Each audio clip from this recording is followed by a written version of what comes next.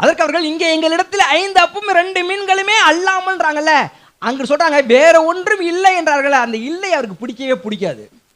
சொல்லுங்க, இல்லைங்கிறதெல்லாம் அவரிடத்தில் இல்லை. இந்த இல்லைங்கிறத கட் பண்ணுங்க. இல்லைங்கிறது பரலோக வார்த்தை கிடையாது. எத்தனை பேருக்கு அது தெரியும்? தெரியுமா உங்களுக்கு? இல்லைங்கிறது பரலோக வார்த்தையே கிடையாது. இல்லைங்கிறது பரலோக டிக்ஷனரியில இல்ல. இல்லை என்பது அவரிடத்தில் இல்லை. இல்லை என்பது உம்மிடம் இல்லை. இல்லை என்பது அவரிடம் இல்லை.